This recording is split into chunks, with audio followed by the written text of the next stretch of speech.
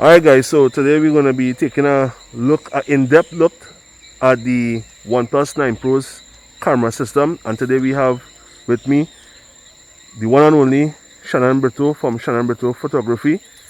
Alright, he will be helping me do this review. So shout out to him, and I'll leave the link for all his socials down in the description. So let's get right into it.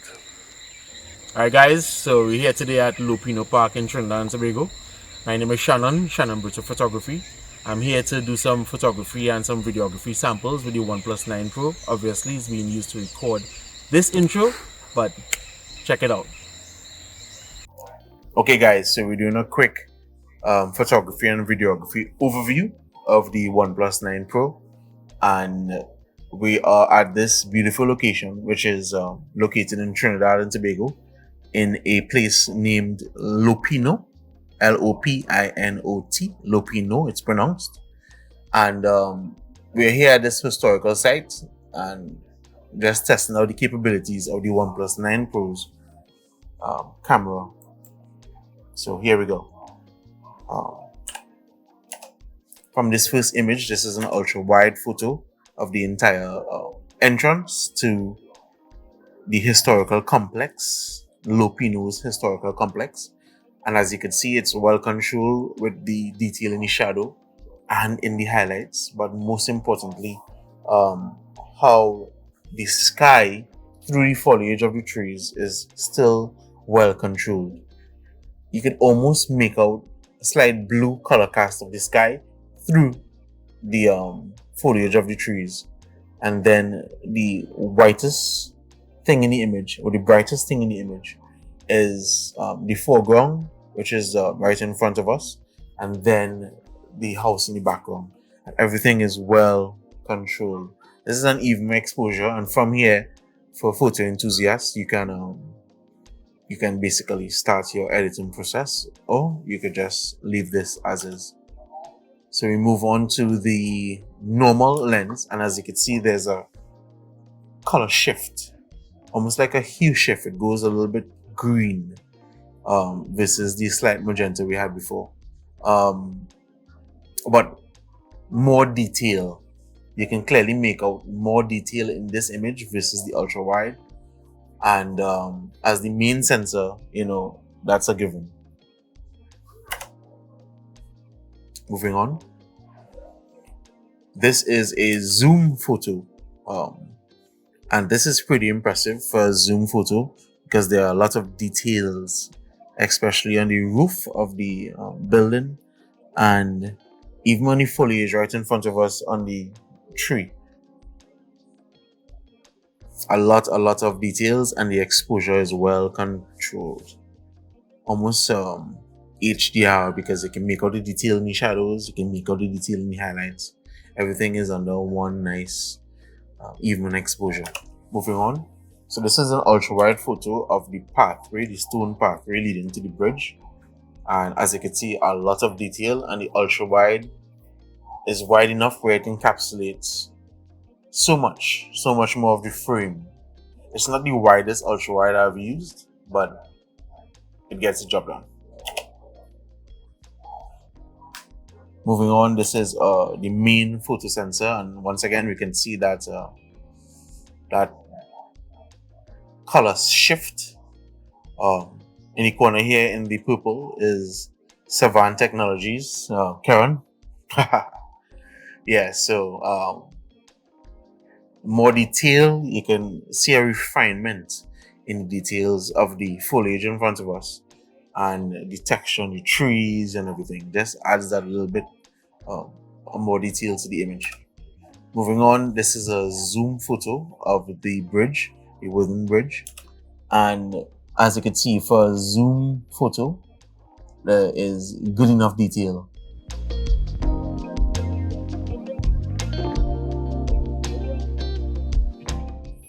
This is the front entrance of the bridge. There's a cool color cast to this ultra wide photo.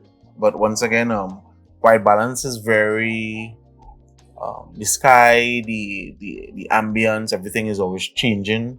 Color shifts with the sun, when the sun goes behind the clouds, and So white balance is a tricky thing to nail spot on for each sensor, whether it be ultra wide, wide, or zoom. But very good detail. This next photo is of the main sensor. Similar white balance to the ultra wide here, so it hit that spot on and more detail. And for the zoom photo, especially into the shadows under the roof of the bridge, you can see a little bit of smearing. You can see a little bit of purple fringing from the highlights, trying to balance that exposure out. All in all, decent level of detail for a zoom photo. This is just a close-up of the house itself with the zoom lens, and you can see once there's great light, or even in this situation where it's good enough light, you have a lot of detail coming through with the zoom photo. This is an ultra wide of some flowers I took, and this is a macro photo of the flowers. So this is showcasing the macro capabilities of the Oneplus 9 Pro's macro camera.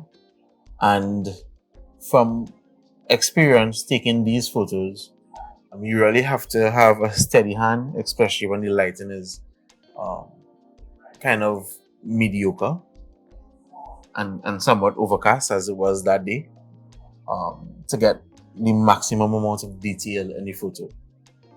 But with good light, it takes excellent macro photos. And this is using the main sensor, and you could clearly see the background blur when shooting close-up images because of the sensor's size. Right, so this is a zoom photo, and we have a good bit of detail loss in this image because of the overcast nature of the area in which we took the photo.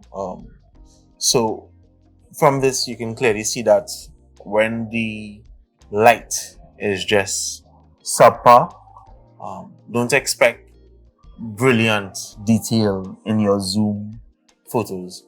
And if you have to go that route, you could even just bring a tripod with you and set up the camera and just put it in manual mode and get a better shot that way.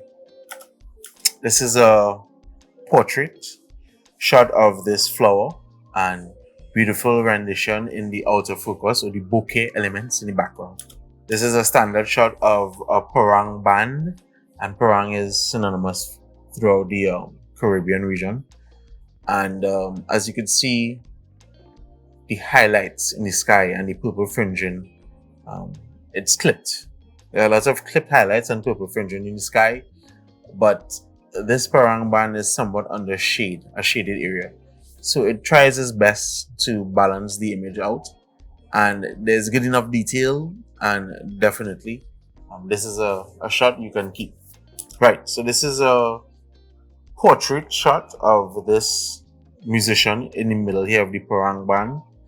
And what I love about this shot is not only the clean cutouts around the characters, but the way the Oneplus 9 Pro renders the background autofocus, especially with those bokeh balls in the background for the highlights. Looks very pleasing to the eye. And this is same with this next musician, and beautiful cutout of the portrait mode on the camera. Very nice cutout, especially with this foliage of trees on the right. This is more than a usable shot. And same with this. I just love the highlight rendition of the bokeh ball in the background.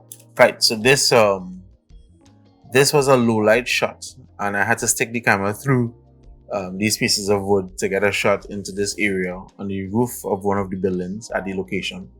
And this is using the normal camera, which will give you the best detail in low light. And the detail is actually pretty good for this situation. This shot is using the zoom camera, and as you can see, the detail is not as good as the main sensor and a lot of smearing of detail, but still pretty usable. You can definitely tell what's what's going on with enough detail to spare. This is ultra wide photo of this frame in which the tree and the pathway leading down to the house and the sky, everything is in the image. What I've realized is that for the best true to life exposure, it's better you expose the sky and let the HDR element kick in and balance out this exposure somewhat for you, rather than exposing for the tree and then letting the HDR element kick in to balance the sky. So expose to the sky and let the HDR pull the highlights and the details and the shadows from the elements in the shade, rather than exposing for the shade and letting the HDR deal with the sky. By using the sky first method, you are able to preserve enough detail in the sky so you can see the color and you have a lot of highlight detail to edit, rather than preserving all the detail in the shadows and leaving the sky letting it blow out. So this video is a 1080p video. Now the frame I'm editing this video in is a 4K frame for the sake of the photos. So the detail in the 1080p video doesn't match up to the 4K, so the video looks a little bit lower quality. And this is the main sensor. And as you can see from the ultra wide to the main sensor, clearly the detail in the main sensor holds up and is able to fit a 1080p video within a 4K frame quite well, versus the slightly blurry video we were seeing before of the ultra wide sensor. And this is a 5x zoom.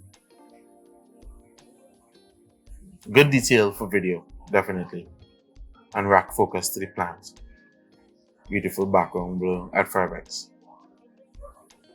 Actually, it's 3.5x. This is a stabilization video. We started here with the main sensor, so you can test the stabilization. I was trying my best to walk as smooth as I can to have the best result for the video. A close-up of the flowers here.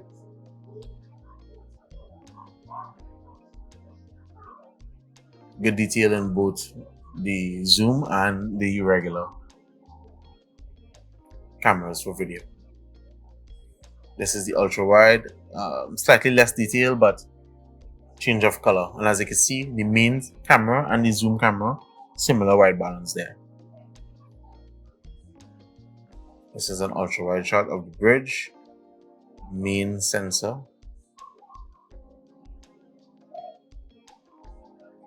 And you could see a kind of flicker here. And with the zoom sensor, you're seeing the purple fringing coming through the trees.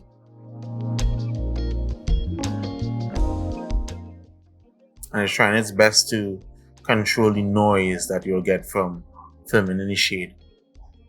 This is a zoom video of the same walk that we did with the main sensor towards the historical house itself. The sensor is trying its best to stabilize, but you can see some sensors smearing when the sensor tries to stabilize itself. Butterflies here at the zoom range of the camera. Good enough detail.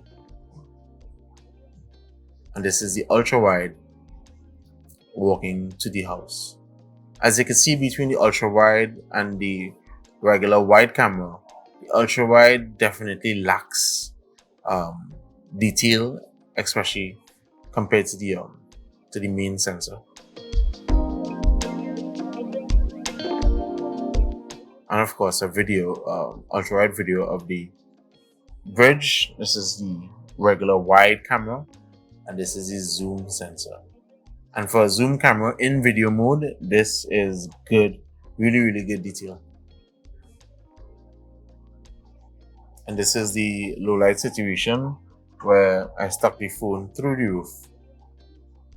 And in video mode, you can clearly see the noise reduction working pretty hard to keep the noise ratio or the noise threshold under control. This is the ultra wide sensor, which does a pretty good job here. And the wide, clearly you can see the artifacting and the sensor not being able to stabilize itself. And this is a last video frame of the back of the cocoa house on the estate, on the plantation. And this is a stabilization test as well, moving side to side. As you can see, not much detail in this shot, and here as well. But the zoom shot, as you can see, good. It's a very good detail for video. And this is the regular sensor. And that's it. So all in all, I think the zoom camera on the OnePlus 9 Pro for photo, it's pretty good. A lot of details. The main sensor is excellent for details in any lighting scenario, whether it be bright light to dim light. Where the zoom sensor struggles is in dimly lit video. It definitely has a lot of smearing, and the sensor doesn't stabilize itself properly enough for handheld low light video. So for that, definitely depend on the main sensor of the camera. For the ultra wide in video, it's kind of lacking in detail. Maybe in great light, the ultra wide will definitely get you really nice video footage, but in overcast and dimly lit situations, the ultra wide it looks like a 720p video. And once again, this is a 4K frame, so you're seeing the lack of detail versus the other sensors. But for photos, lovely images and really good detail for ultra wide. So I think all in all, notwithstanding all the other features that the OnePlus 9 Pro has, it's definitely a capable camera, especially in 2021. And having used S21 Ultra, Note 20 Ultra, Xiaomi Mi 11 Ultra, I think that this sits right up there with all of those guys. And the trade-offs that it gives you in low light for the ultra wide and the zoom camera, especially for video, is more than made up for with the level of detail for photos. So I don't think this is the best camera for low light video. Definitely you need to have a decently lit area for that. But for the photos, it's really good. It comes like third place in my books compared to the Xiaomi Mi 11 Ultra and the Samsung S21 Ultra, which has excellent detail in all aspects of their camera mode. So that's it, guys. Thanks again for watching, and have a good one.